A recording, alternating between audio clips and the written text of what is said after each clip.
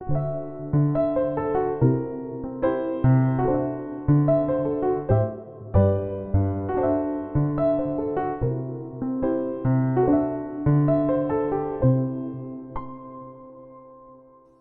February I moved in here. I had to move out of town for a bit because, no one would rent me a house. Because I've got a kid and a dog and on housing benefits, so yeah. So I had to move out of town for a bit, and then this is my friend's house.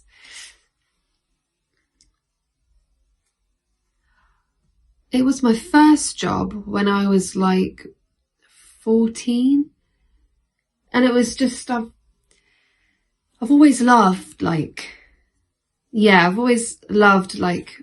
older culture, like all the old songs and stuff, and I just like listening to people's stories really. So working in a nursing home was really great for that.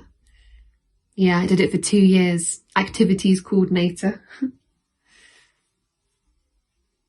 I printed off a newsletter thing. Was it every week? Yeah, it was every week. We print it off on the Sunday and put it all round on Monday so they knew what was going on. People just like reading it and didn't actually want to do anything, but it's still like to know there's stuff going on. It had a poem in every week and a comic, so it was a little like a newspaper mainly. I probably got some actually. I did get one out the other day for some reason because I'll try and find it. I did a project once where we got all the school kids from one of the local schools that were like collaborating with, and I made all the residents badges of themselves as when they were their age. Well, when they were younger. Not all of them have pictures of themselves as kids, but yeah, just a younger picture of themselves basically. And so they wore badges of their younger selves, and then we got the kids to draw portraits of themselves as old ladies and as old men, and then they swapped, and so that was really nice doing the like intergenerational stuff, as they both love it, the kids and the elders. It's really good energy wise.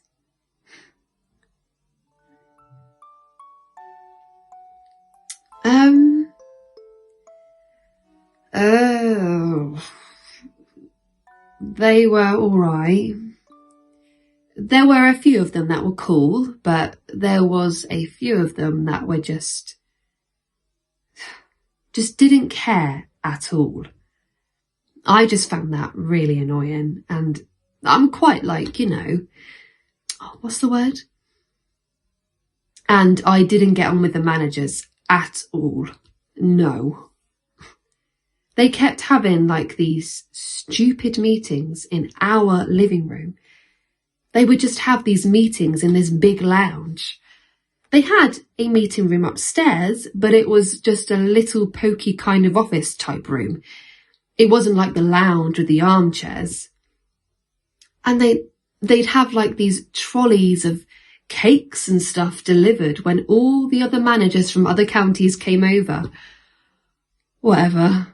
Basically just showing off in the living room, and they were having their cakes in the big lounge and we were in the tiny lounge. And I said, we're having a sing-along this morning, which everybody likes to come to, so it won't be big enough.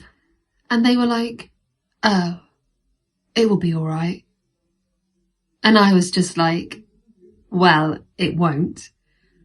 And then we were in there, and then everyone's got a Zimmer frame or a wheelchair. And if anyone wanted to go to the toilet, then it was like they had to run this gauntlet of these Zimmer frames and wheelchairs. And it was just, I was getting so annoyed about it.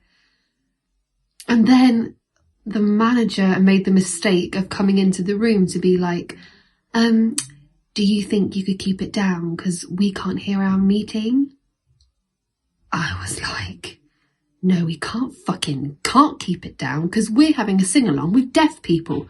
So why don't you go and have your meeting upstairs?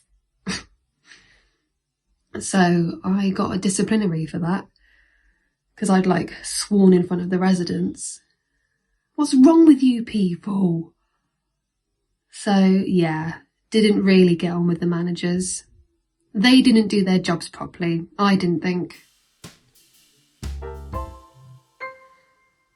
Oh, I was like on my own really anyway.